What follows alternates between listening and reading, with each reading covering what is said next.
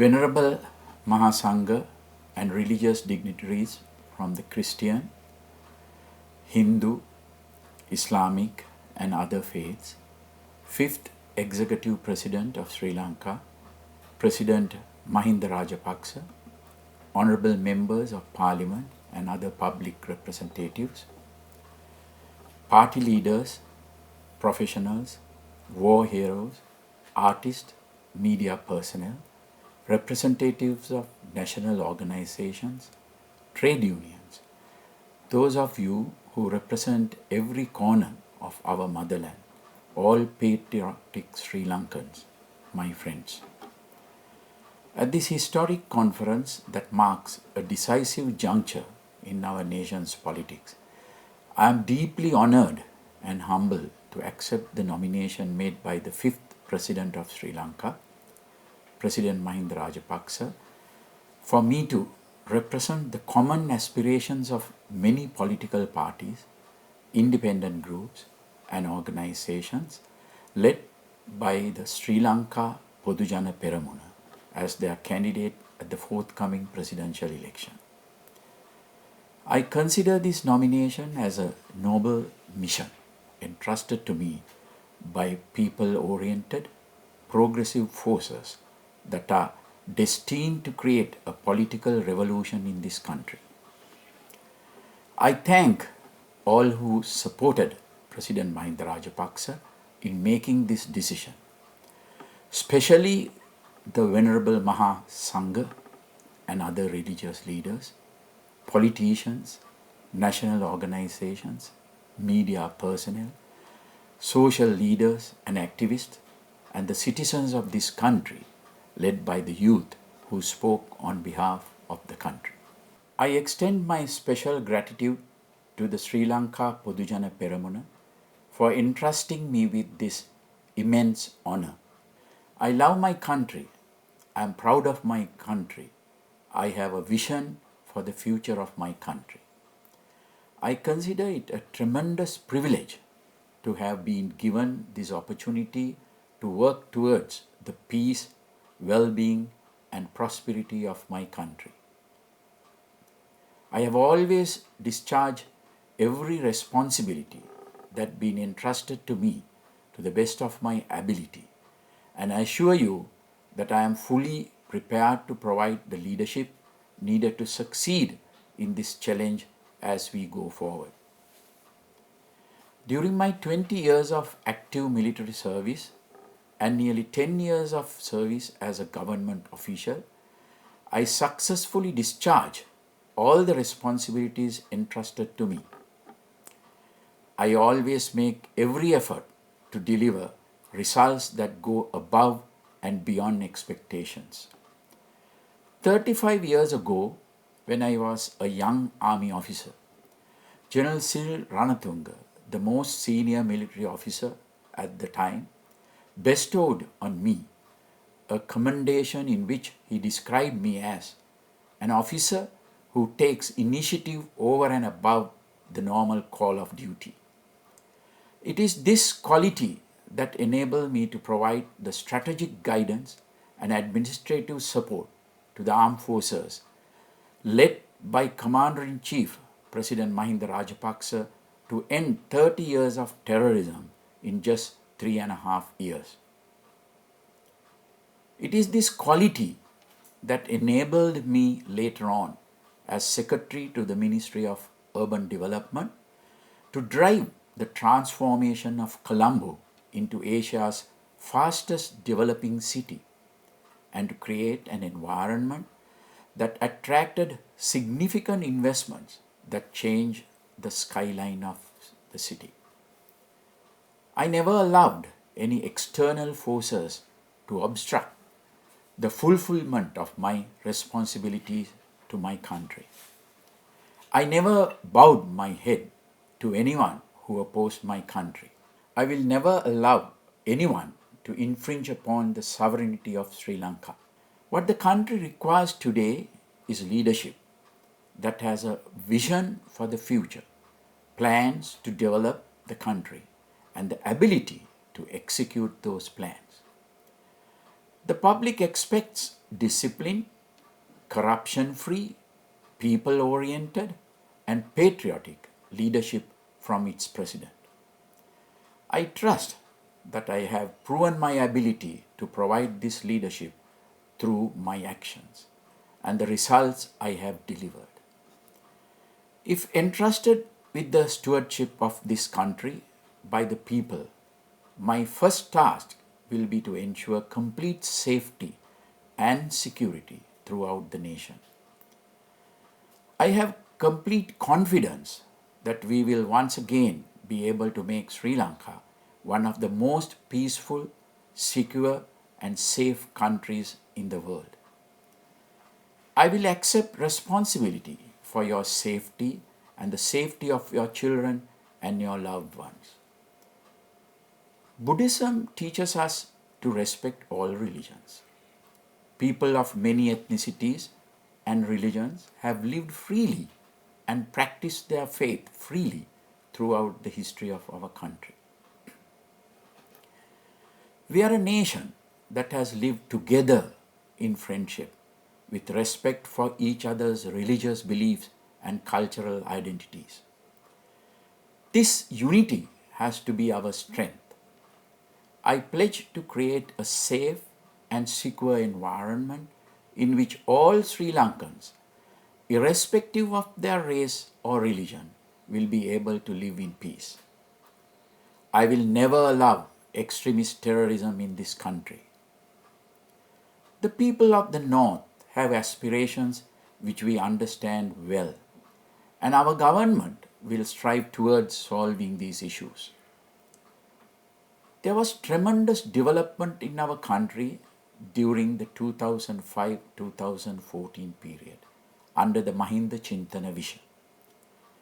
What we must do now is to resume the progress of our country. I look forward to presenting my vision for this progress, taking into account the prevailing global economic trends. This vision will incorporate the insights gained from our discussions with the general public by the Sri Lanka Podujana Peramuna's Gama Samaga Pilisandara program, as well as the studies undertaken by professionals, entrepreneurs, and intellectuals of Vietmaga. Our goal has to be the creation of a prosperous nation through the development of productive citizens, families that live happily, and a society that is disciplined. Every citizen has the right to enjoy economic stability, have opportunities to improve their status, and to live with dignity. I will introduce people-centric economic principles to create this environment. Developing our human resources will be one of the main responsibilities of our government. We need to enable our future generations to become productive citizens through giving special attention to their education and to the development of their skills and abilities. We will ensure that the youth will be given more opportunities to pursue the tertiary education and technical education. We will improve the necessary infrastructure facilities for this with a short period. This will help generate more job opportunities and encourage new entrepreneurs who can contribute to the vibrant economy we hope to create. We will also introduce educational reforms that will foster the innovation and technological aptitudes of our youth. Our long-term goal should be to be one of the world's leading nations in innovation.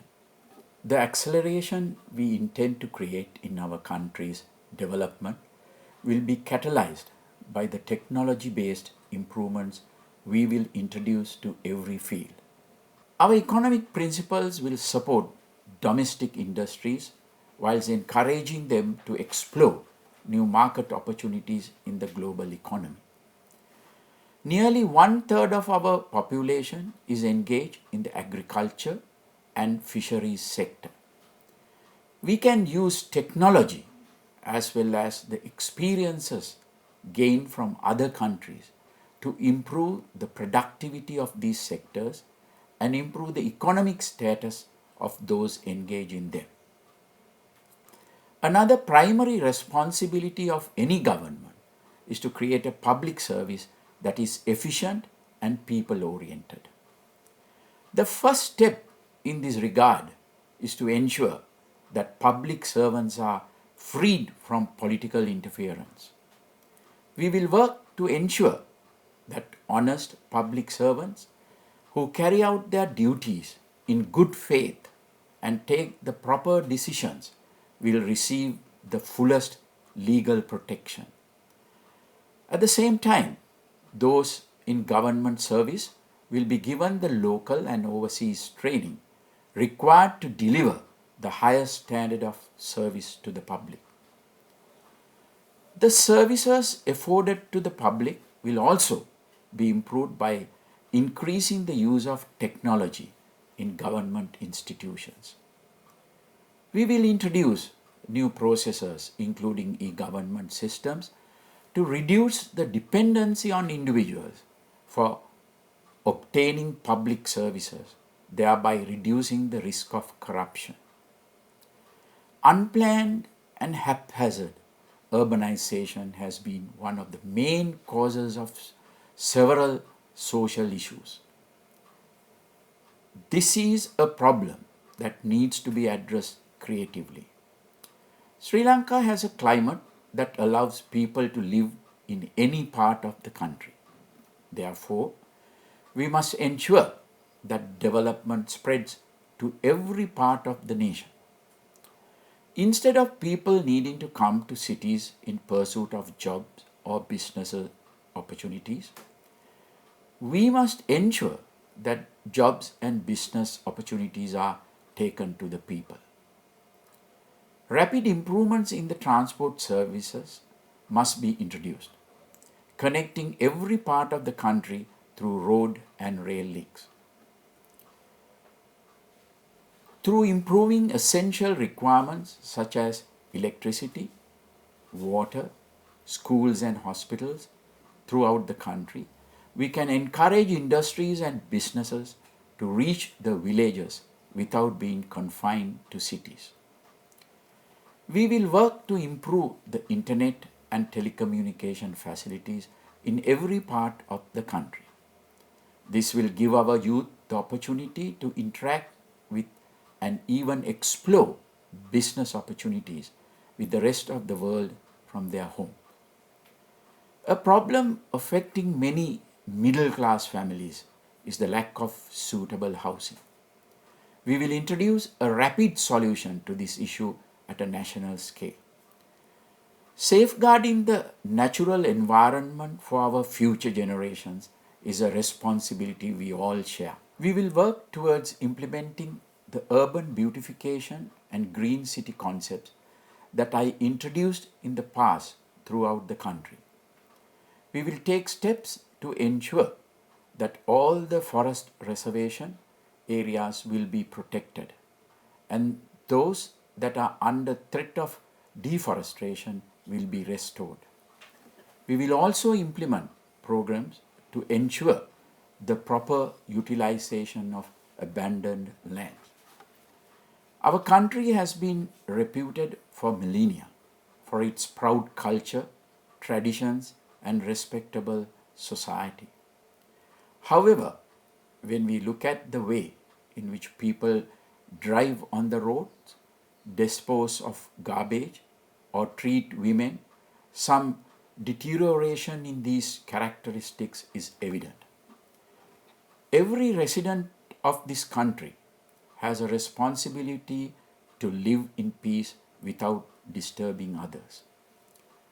Discipline must be encouraged through example by the leadership of the country. I look forward to a time when Sri Lanka will once again be the sort of country where women can travel without any fear of harassment at any time of day or night. We have always given special attention to injured war heroes, the differently abled, and others who have special needs. In consideration of their requirements, I will ensure that they are given priority in obtaining services from the state and private sector. Our values, traditions, and culture, patriotic thinking, and national sovereignty are of tremendous importance to us. We must maintain healthy relationships with all friendly countries. However, we will never betray our independence at the behest of any foreign power. Through resuming proper diplomatic relationship with other countries, we will ensure that we will interact with other nations on equal terms and maintain our national sovereignty and our dignity as a nation.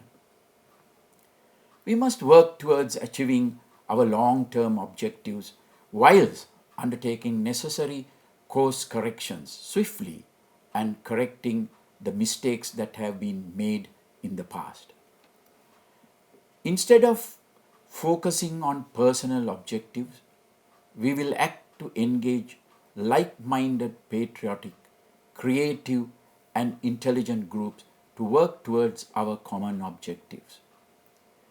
The forthcoming presidential election will be a decisive one for the country and its future.